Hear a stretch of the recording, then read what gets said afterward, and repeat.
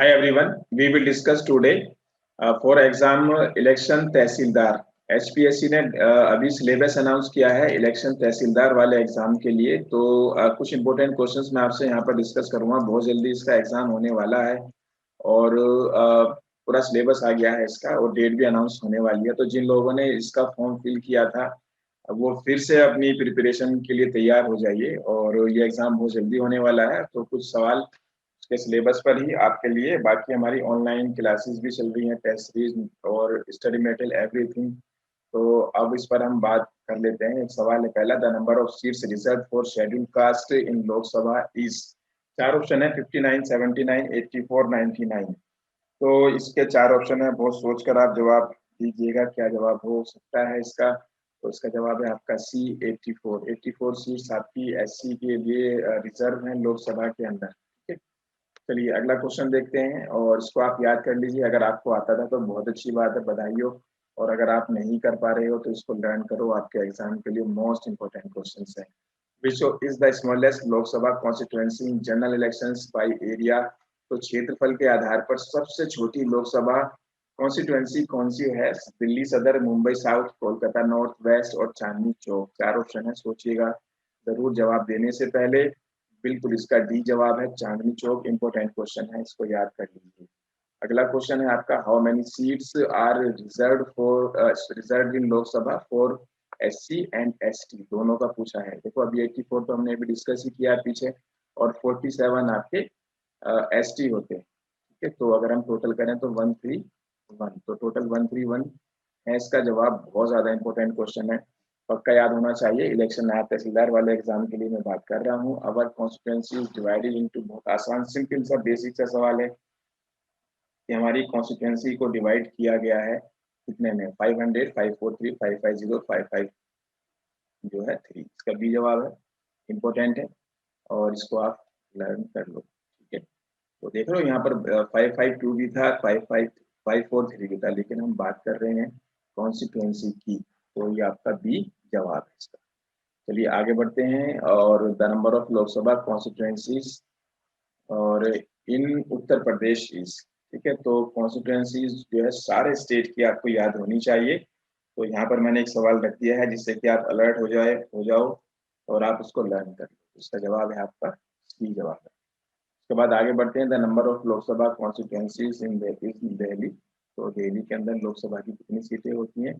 तो 7 होती हैं। मुश्किल नहीं है, आप लोगों ने कितनी बार इलेक्शन का लेख पढ़े होंगे तो आपने देखा होगा कि दिल्ली में 7 होती हैं लोकसभा की सीटें। इसके बाद है हु लेड न्याय युग। ठीक है, न्याय युग किसने चलाया था? तो चार ऑप्शन है, पुराना सवाल जरूर है, स्टैटिक है, लेकिन इंपॉर्टेंट है आपके एग्जाम के लिए। तो चरण सिंह है, देवीलाल है, अजीत सिंह है। तो इसका जवाब आपका देवीलाल है। इंपॉर्टेंट क्वेश्चन है एसपीएससी इलेक्शन तहसीलदार वाले एग्जाम के लिए। अगला देखते हैं, which of these not a feature of Indian democracy. Indian democracy की कौन सी जो है फीचर इसमें से नहीं है? बहुत इंपॉर्टेंट क्वेश्चन है, पढ़ लेते हैं एक बार इस सवाल को और आप भी थोड़ा सा इसको पढ़कर देखिए क्या आंसर होना चाहिए। तो टाइम मिल रहा है आपको, मैं आपसे बात कर रहा हूँ तो चलिए। तो पहला है इसका, India has largest number of voters in the world. ठीक है, और दूसरा है इसका, India election commission is very powerful. ठीक है, और इसके बाद जो नेक्स्ट है इसमें, in India everywhere above is in India everyone above the age of 18 has a right to vote. सही बात है। और in India the losing parties refuse to accept electoral verdict. तो चार ऑप्शन दे रखे हैं, तो हमने ये देखना है कौन सा डेमोक्रेसी का फीचर नहीं है। ठीक है, तो ये लार्जेस्ट तो है, इलेक्शन कमीशन बहुत पावरफुल है। ठीक है, इसमें जो क्योंकि जो चीफ इलेक्शन कमिश्नर होता है ना उसको संसद हटाती है, तो पावरफुल है। तो उसके अलावा 18 ईयर्स वाला भी ठीक है, तो इसका जवाब आएगा आपका डी। तो अगला क्वेश्चन देख लेते हैं, और what is meant by term constituency. कितनी देर से हम कॉन्स्टिट्यूएंसी बात कर रहे हैं, तो इसका मतलब क्या होता है? तो इसका मतलब है आपका कि तो a particular area from where voters elect a representative to the Lok Sabha and विधानसभा। तो किसी पर्टिकुलर एरिया को जहाँ पर जो मतदाता हैं वो अपने प्रतिनिधि लोकसभा और विधानसभा के लिए चुनते हैं, उसी को कॉन्स्टिट्यूएंसी कहते हैं। तो इसका बी जवाब है।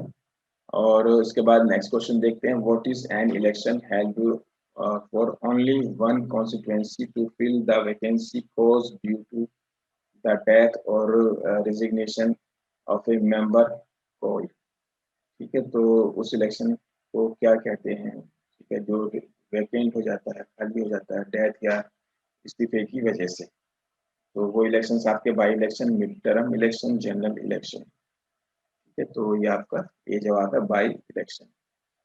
तो आगे बढ़ते हैं और नेक्स्ट क्वेश्चन देख लेते हैं, constituencies called wards are made for the election. एक बार फिर से बता देता हूँ, HPSC इलेक्शन तहसीलदार एग्जाम के लिए हम कुछ इंपॉर्टेंट क्वेश्चंस की बात कर रहे हैं। ठीक है, और ये वो एग्जाम है जिसका आप काफी दिनों से इंतजार कर रहे थे, आप फॉर्म फिल करके भी भूल गए हो कि ये एग्जाम जो है कब हुआ है। तो काफी लोग मेरे मेरे पास फोन करते हैं कि सर ये एग्जाम हो गया क्या?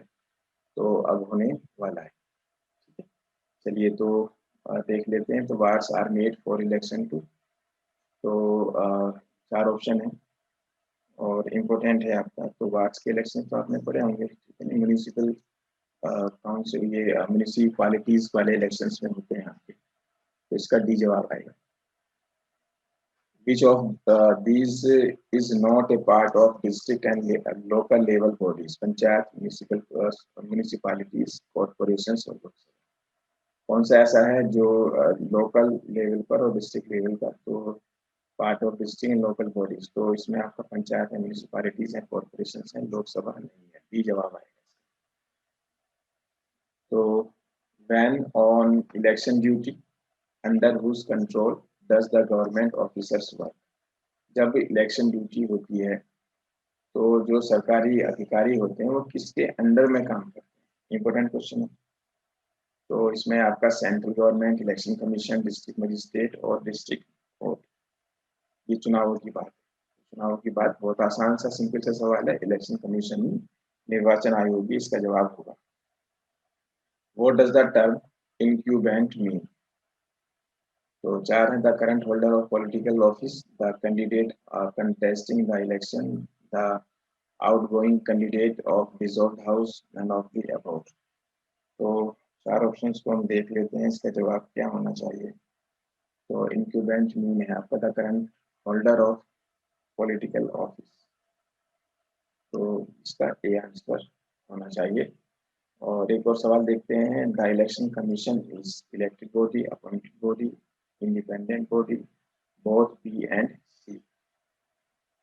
तो ये आपका अपॉइंटेड बॉडी है। जो आपके चीफ इलेक्शन कमिश्नर होते हैं ना, उनको प्रेसिडेंट अपॉइंट करता है।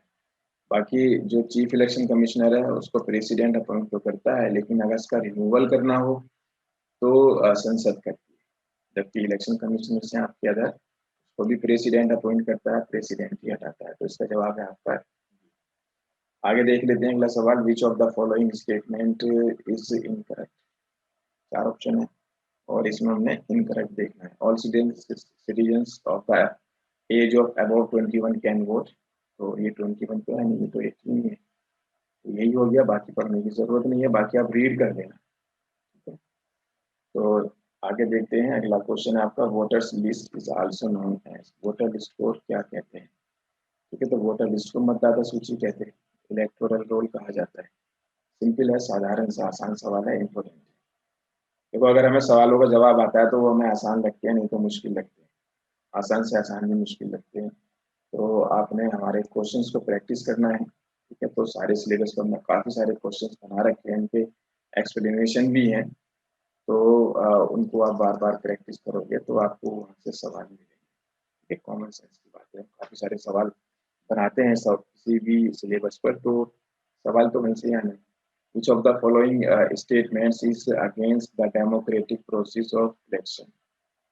तो चार ऑप्शन है और इम्पोर्टेंट क्वेश्चन है आपका। तो इसमें आपका parties and candidate should be free to contest election, तो हमें क्या बताना है? अगेंस्ट बताना है। तो elections must be held regularly immediately after the term is over, ये भी ठीक है, ऊपर वाला ठीक है। The right is vote should be given to the selected people only, ये आपका जवाब इसका यही आएगा, क्योंकि हमारे यहाँ वोट डालने का हक तो सबको मिला है, ठीक है नहीं, 18 साल के आप हुए और आपको वोट डालने का हक मिल गया, ठीक है, बहुत सस्ता है हमारे यहाँ वोट डालने का राइट, ठीक है। तो पहले किसी जमाने में जो है हर किसी को वोटिंग राइट नहीं मिलता, क्योंकि कोई चीज़ हमें फ्री में मिलती है तो हम उसकी वैल्यू कम कर देते हैं, तभी काफ़ी सारे लोग वोट डालने नहीं जाते हैं। चलिए, तो reserve constituencies ensures right to equality, proper representation to all religious groups, proper representation to weaker sections of society, none of the above। तो इसका है आपका reserve constituencies, proper representation of weaker section of society, आसान सा।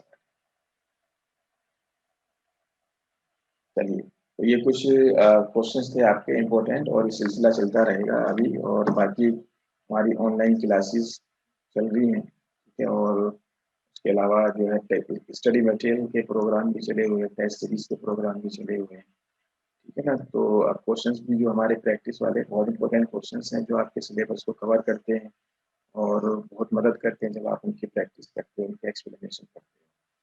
चलिए, तो मैं अपनी बात यहीं रोकता हूँ, बाकी कोई बात आप ज़्यादा जानना चाहते हो तो हमारे हेल्पलाइन नंबर पर कॉल कर सकते हो, ठीक है। और क्योंकि हर स्टूडेंट की जो है, हर कैंडिडेट की अपनी अलग ज़रूरत होती है, तो जैसे भी आप हेल्प चाहते हो आप हमें